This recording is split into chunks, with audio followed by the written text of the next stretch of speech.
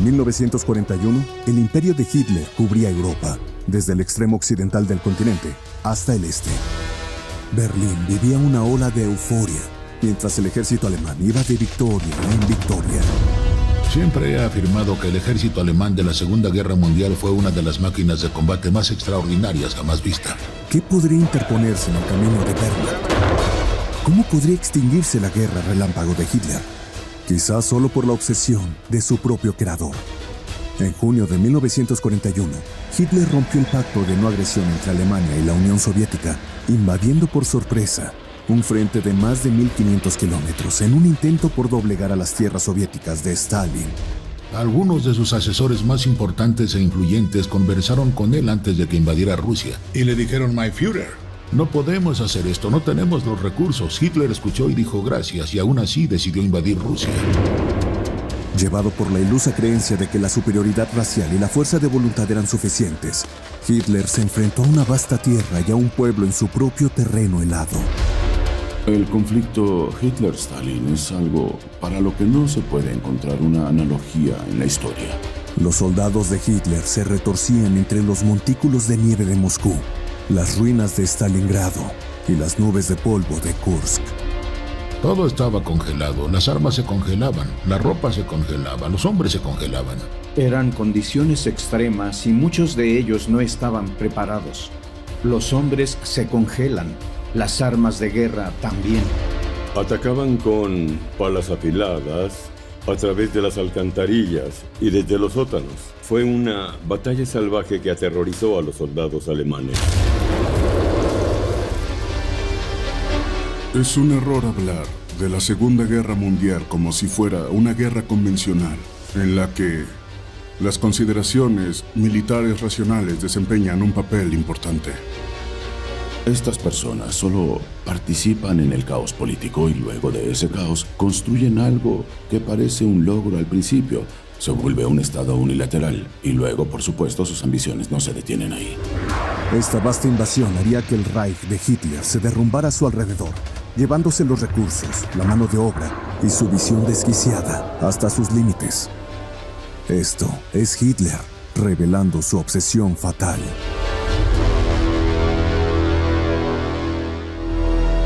El 22 de junio de 1941, Hitler dio inicio a la Operación Barbarroja con el objetivo de derrotar a la Unión Soviética. El ejército alemán había atacado por 3 frentes. En el norte, la ciudad de Leningrado, antes llamada San Petersburgo, y que fue sometida a un asedio durante casi 3 años.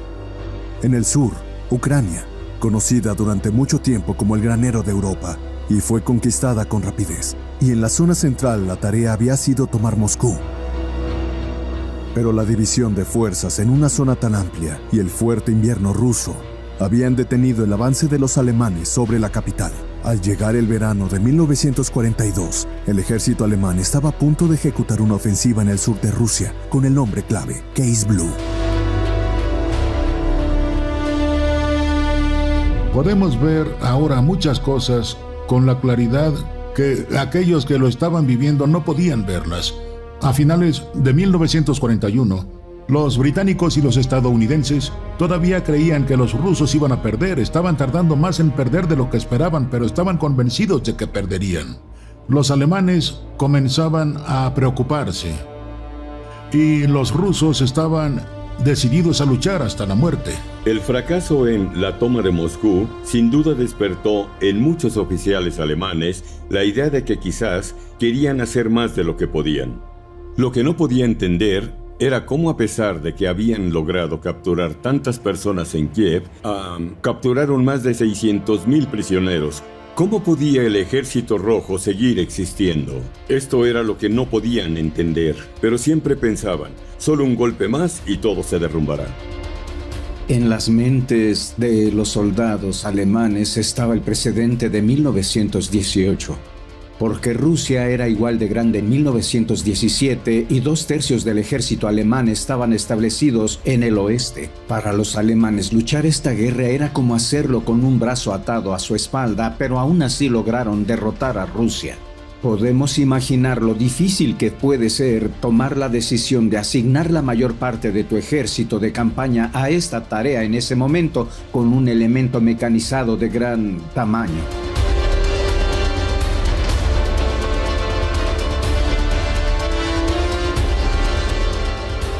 Uno de los más extraordinarios fenómenos de la Segunda Guerra Mundial fue observar a Rusia, que había sufrido tanto a manos de Joseph Stalin. Sin embargo, frente a la invasión, en el pueblo ruso surgió una gran pasión por la madre Rusia y el compromiso de soportarlo todo. Y antes de ceder, lo soportaron todo, algo que Joseph Stalin no creía que poseían. Cuando se piensa en lo que Stalin había hecho a su propio pueblo en los 15 años anteriores, para 1942 había matado a más gente que Adolf Hitler, solo que en 1942 Hitler lo superó. Pero Stalin sabía todo esto y nunca creyó que el pueblo ruso se uniría de la manera en la que lo hizo. Era consciente de las hambrunas, las purgas, del gran sufrimiento de los rusos, pero todos los rusos que he conocido que participaron en la Segunda Guerra Mundial demostraron gran amor por su patria, una disposición a sufrir cualquier cosa, algo que muy pocas personas habrían podido reunir y que el propio Stalin no creía que poseyeran. El río Don, testigo mudo de algunos de los combates más sangrientos de toda la historia. Aquí los soldados rusos continúan luchando desde hace años contra los despreciados nazis. Pasan junto a las tumbas de antiguos camaradas donde sus familias los lloran. Pero hay orgullo en esas lágrimas, orgullo en un ejército ruso que hizo trizas el plan de la Wehrmacht alemana. El mismo ejército ruso que un año atrás fue aniquilado, solo en los comunicados del Ministerio de Propaganda nazi.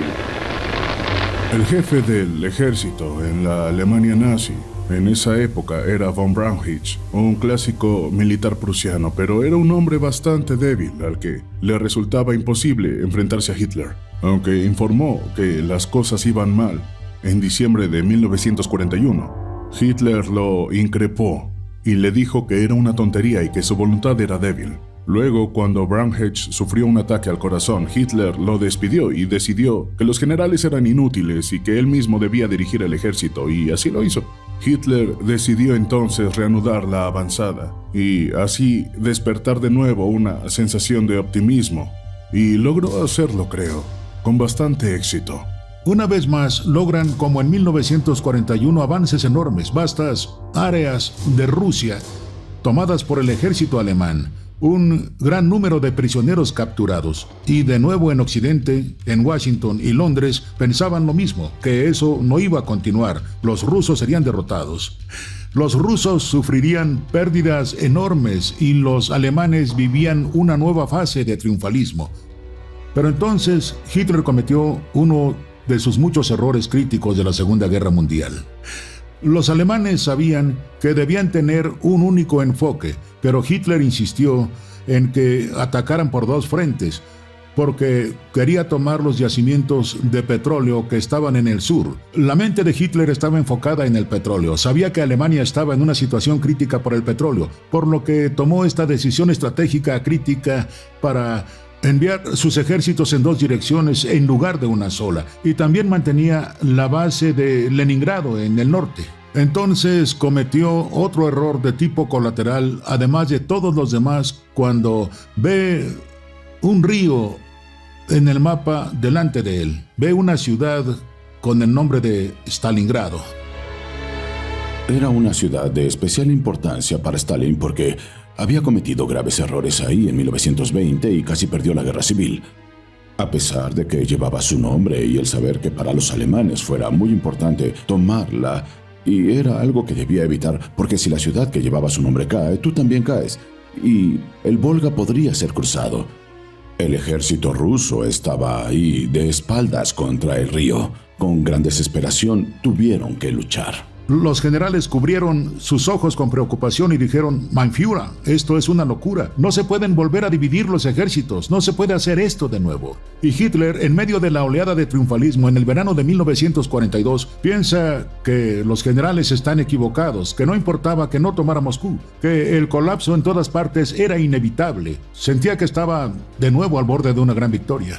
Así que envía un ejército hacia los campos de petróleo de Maikop y envía al sexto ejército a Stalingrado. Fuerzas renovadas, armas y municiones llegaron a la zona de batalla.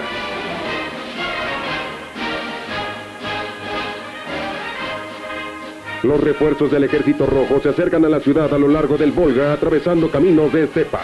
Habían sido enviados para defender la fortaleza del Volga y tomaron posiciones en el frente. La obsesión de Hitler por conquistar la Unión Soviética le había llevado a enfrentarse a la ciudad que llevaba el nombre de su colega dictador. Las consecuencias de esto cambiarían el rumbo de la guerra ante los ojos del mundo. En el verano de 1942, las Fuerzas Armadas alemanas marchaban hacia el sur de Rusia en una ofensiva conocida como Case Blue.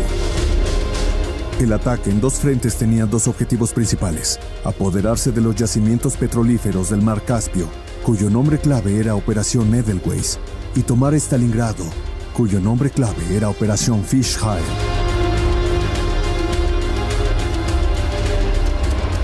En agosto de 1942, el triunfalismo que había prevalecido en Berlín, en especial en el cuartel general de Hitler, en la misma época del año anterior estaba de nuevo en alza.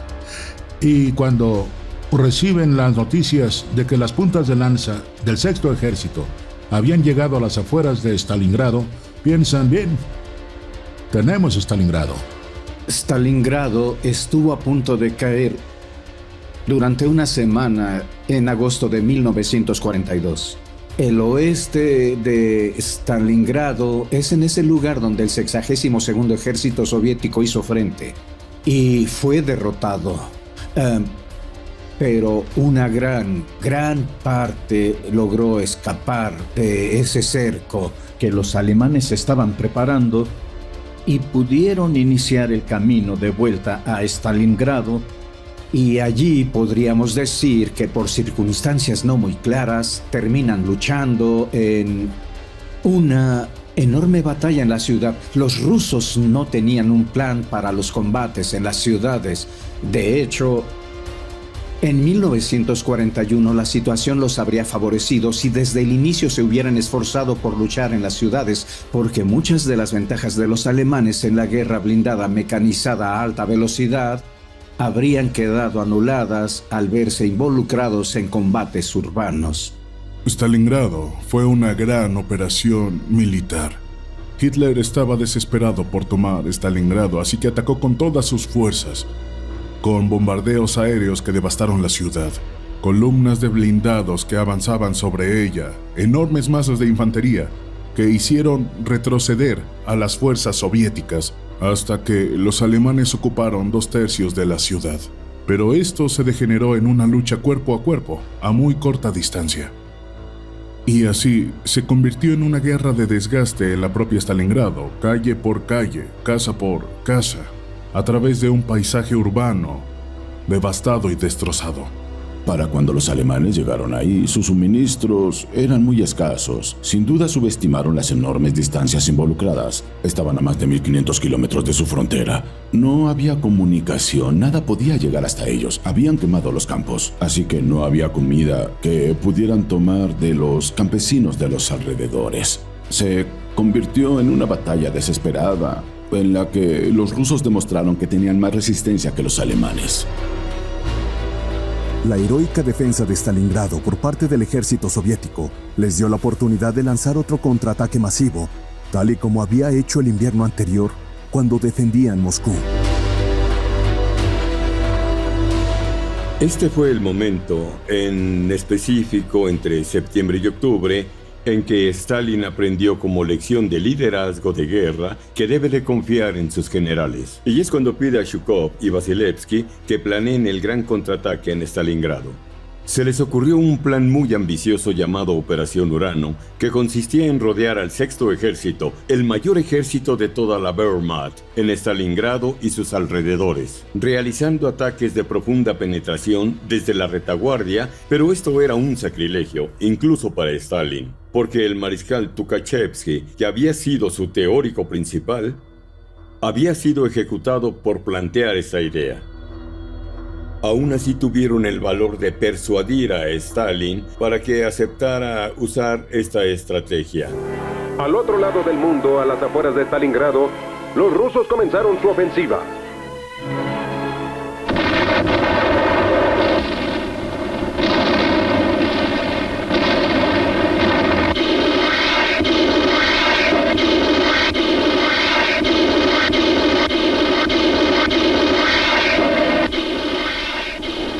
Dos ejércitos rusos, uno en el norte y otro en el sur, avanzaron gracias a una estrategia de tenaza para rodear a los alemanes. 4 días después, los brazos de esta tenaza se habían unido, cortando la totalidad de los ejércitos alemanes en Stalingrado.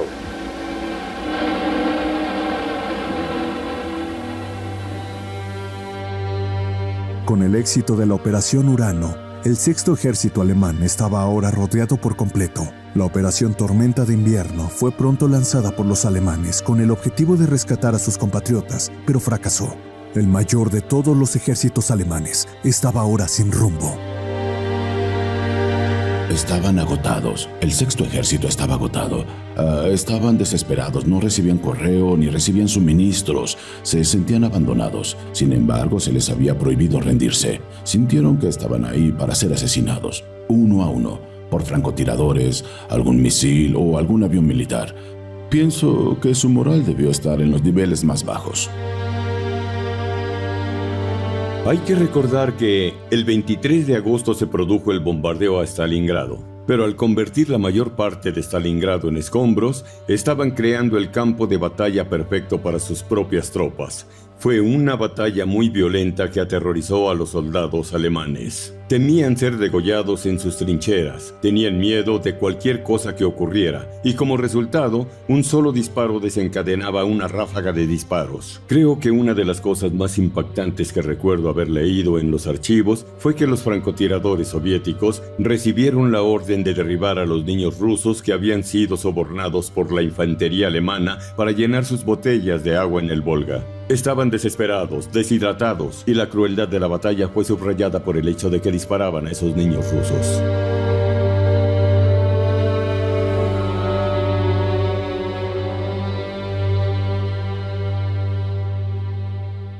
El 5 de febrero de 1943, 24 generales alemanes y muchos oficiales de alto rango, tanto alemanes como rumanos, se entregaron a los rusos.